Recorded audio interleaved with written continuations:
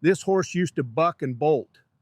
Today I'm going to show you how removing resistance, step by step, made her safe, willing, and trustworthy.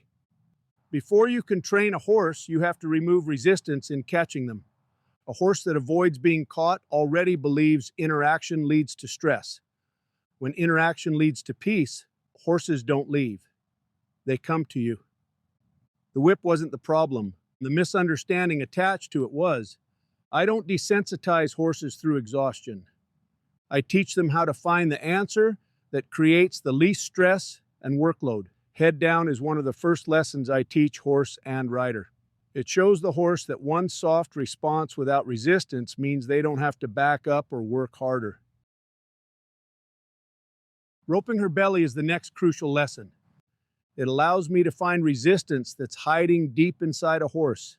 From my experience, it's one of the only ways to truly find and remove bucking and bolting from a liberty standpoint, because the horse is choosing how to respond through their survival instincts. This next part is really important. Having a halter that actually fits your horse. This halter doesn't fit correctly. When you pull down on a rope halter, you want that strand of rope behind the jaw to snug up on her so the horse doesn't feel like they can slip out. And if a horse feels like they can slip out of a halter, it actually encourages them to pull back harder, which can quickly become dangerous behavior. This lesson teaches a horse to stay inside boundaries during fear instead of leaving them. Leading isn't about control, it's about responsibility. Ground tying proves acceptance. A ground-tied horse chooses to stay. Horses that stand ground-tied and accept fear makes it very easy to spot and remove resistance when it shows up. This is key to her success moving forward with her owner, Marina. This next lesson is one I call move off the hand, and it's one of the most important groundwork lessons I teach. The purpose of this lesson is to create movement from the push of my hand. That push eventually represents my leg when I'm riding. While I'm asking for movement, I'm constantly looking for and removing any resistance she shows me through the halter and lead shank. In this lesson, I need complete control of her head, neck, shoulders, rib cage, and hips. I also need her front and hind legs to cross over correctly. This lesson replaces traditional lunging and is one of the most powerful groundwork exercises I use because it transfers directly into riding. Along with movement, she also needs to wait patiently for the command.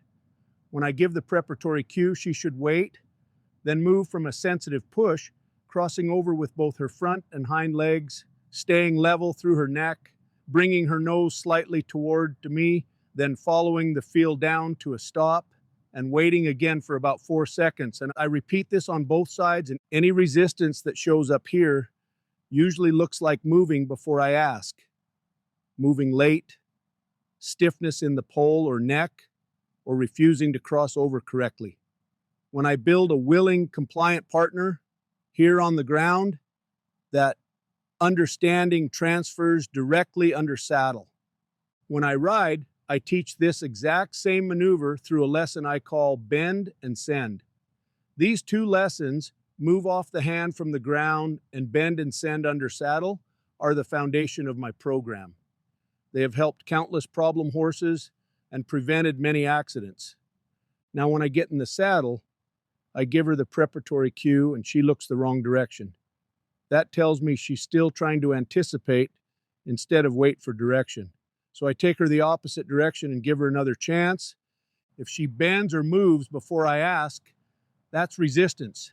She's trying to do the maneuver ahead of the command. When I find resistance at a standstill, I remove it by moving her feet. If the resistance gets stronger, I'll put her into a small circle. This duplicates the move off the hand lesson from the ground and helps reset her mind through movement and clarity. This lesson is extremely powerful.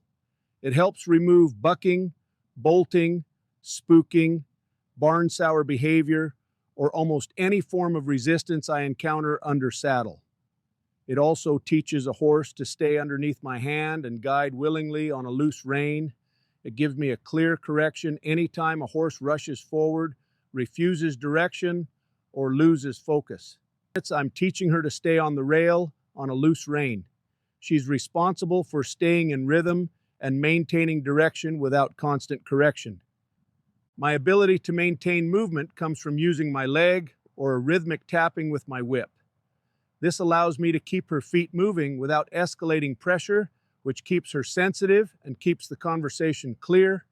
Any aid I give, forward, backward, left, right, spins or turns on the forehand, I stay consistent with the angle and direction of that command until she moves the correct body part in the correct direction at the speed I'm asking for. That's when I get true acceptance.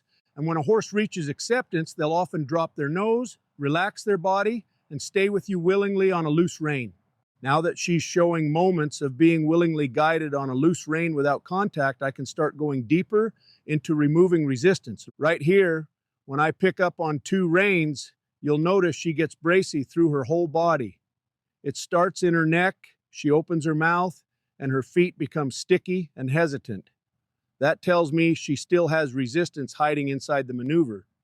Instead of letting go of the command, I stay with it. I build rhythmic motivation taps with my legs and my stick, not to force her, but to help her find movement. Once she gives me a small burst of backwards motion, I release, then repeat the rein command until I feel true softness. That softness shows up when her neck lowers, her nose comes inward, and her feet start moving freely and softly. That tells me she's beginning to understand the conversation instead of defending against it. This is the 7 steps of communication that I teach people. Every step is designed to prepare the horse, motivate the horse, and reward the horse in a way they clearly understand. The preparation tells her something is coming. The motivation helps her search for the answer. The release tells her she found the right one, and the quit motivates her to stay soft with very little maintenance. One of the biggest mistakes people make is they stop the lesson as soon as the horse gives them a partial answer. In my program, we repeat the lesson until resistance disappears completely. That's where real confidence and safety is built. Horses have a powerful instinct to conserve energy. When Sierra realizes that the command becomes shorter and lighter when she responds softly, her survival instincts actually help her make the correct decision consistently. Horses learn through patterns, and clear patterns create trust. Removing this type of resistance is what allows a horse to stay soft, safe, and willingly guided even when things get emotional or stressful. Most people think they need more control, but control without understanding is what creates the danger in the first place. This horse didn't change because I held her tighter. She changed because we removed the resistance one piece at a time. And when the resistance is gone, control isn't something you force. It's something the horse gives you. This isn't about fixing a problem horse. It's about creating a willing partner that understands the conversation. And when you get that, everything changes. If you want to learn how to do this, start at the beginning of this series. I left a link below in the description.